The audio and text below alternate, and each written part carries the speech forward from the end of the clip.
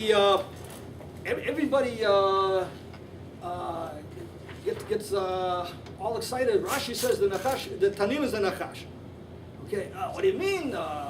It's crocodiles in ancient Egypt. Okay, Rashi's cheshbon very simply is he says take the mateh, okay, that you threw in your hat, okay, and that you did the sign with. Well, the sign that he did was that he turned it into if that you take the mateh aron. The pasuk establishes a equation clearly between Nachash and Tanim. The joke over here is you're talking about Leviathan, okay, which is a huge, monstrous, incredible whale. I don't want to go into the whole ancient Middle East idea, the huge sea, okay. And who's the big, monstrous, huge Tanim that the Leviathan that controls the whole world? Okay, is Paro Horovetz B'Yor. Okay, so you take and you throw in front of little garden snake. Okay, it's satire. The significance in the Egyptian mind, or the ancient, the mind of the ancient Middle East of this, the Nachash B'Riach is this huge monster. And instead, of taking out my little staff, I throw it in front of a stick, and it's crawling on the ground. It's a little nothing. So the reason I brought the pasuk in Yeshaya, that's a very, very good point that you made, is simply in terms of the element of satire. Is Misach HaKol, all you are is just a little garden snake. You're not this big monster. Okay. Yeah. I think I missed when you made this explicit, so I want to make sure that you're part of the reversal is Nachash would be called Chayat. Yeah, Chayat, right. So originally Nachash was Chakim Mikol Chayat Hasadeh, and now the Nachash tries to be Havani Chakmah. Exactly. But the Chayatas come and the Chayatas say, didn't you read Unkelus? They're Chayot.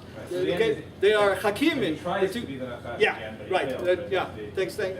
Thanks for amplifying. In other words, we're lifting the words from there, and the Midrash notices these words, or at least their associations are lifted from over there. When you read it in this new story, you realize it's a reversal of the first story with very, very big implications for Pesach Seder. Okay? So, I mean, that's exactly what it is. The plan of Havanit Chakmah of the Chakim Mikol, okay, is now being trounced by Chayotena. It's not going to work. And the more that he tries to do that is only going to establish a situation where Cholabat Chayun, where his bat is going to be Mechayeh, okay, and totally change the plan. Yeah. Vatira Utoki Tofu. Yeah. Vatira Haisha Tofa Beis Lamachal Chita. Oh man, right down. Say loud. Vatira Utoki Tofu as a parallel to Chava's. Where is it? Vatira. I think you have all the elements there. What? Vatira et Ha'itz Kitova Eitz Lamachal. Okay. So it's not only Kitov sending us back to the first day of creation. It's that's awesome. Yeah. On that line, I was going to argue that gives you the visual, and I was thinking that by Yimaru was Payehem is the opposite of the taste of the fruit. Of the taste of the tree. Okay. Aha.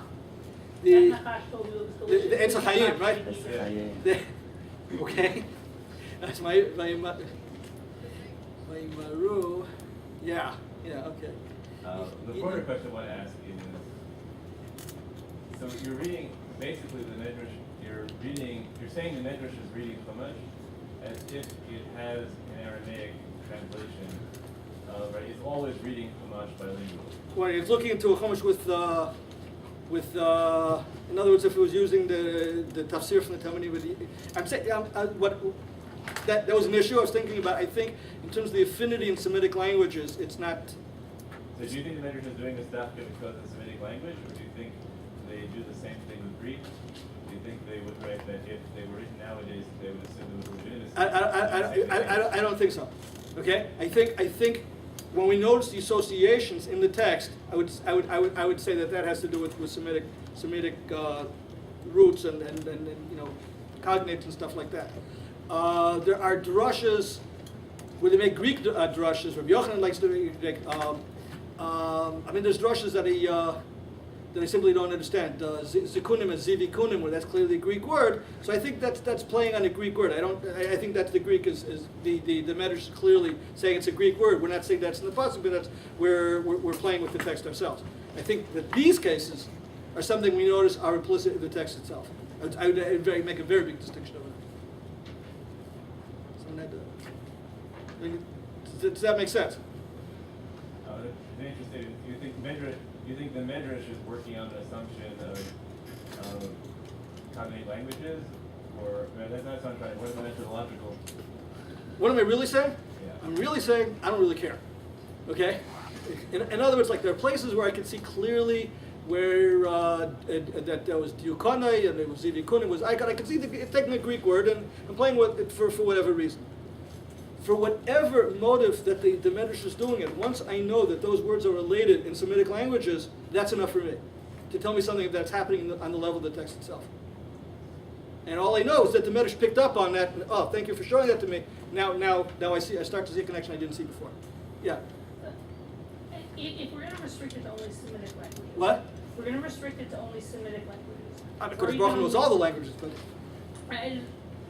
If the Midrash, and for that matter, we see the Torah as being eternal in all places and all times, why can't there be a reference in the Torah to something in modern French or whatever? There's why not? no problem with that. I would sign off on that easily, okay? But it's a lot simpler, okay, when you see obvious Akkadian jokes, okay? But not for me, I was speaking, but yeah. Well, Kadosh Baruch Hu at the end of Parshas Noach, he says, well, I'm going to destroy the Adam b'shagam hu basar. Oh, I get it, because, okay, b'shagam in Akkadian means meat, okay? Now, could mean, okay, or when I don't know, when Bilam comes and he's going from Moab, and the awesome over there pushes him into the Kir. He said, oh, in Akkadian, I know, okay, in Akkadian, that's the capital city of Moab, is Kir, the capital city.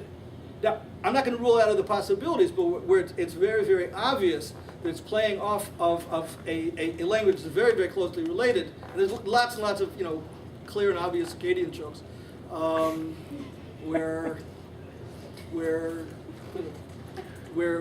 you can see that. Where something that's simply, I would say, generated by almost like the simplest level of the text itself. It's not as if a drusha came along and said something, and it could be that it isn't, if I knew that Welsh it meant something like that, I would see the, an infinite bit, but I don't know Welsh, okay?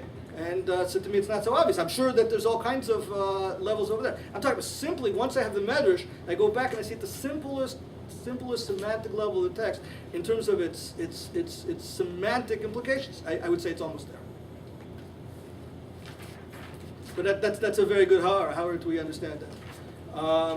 My shortest answer is, I don't know, just cool. Just, All right. All right. Thank you.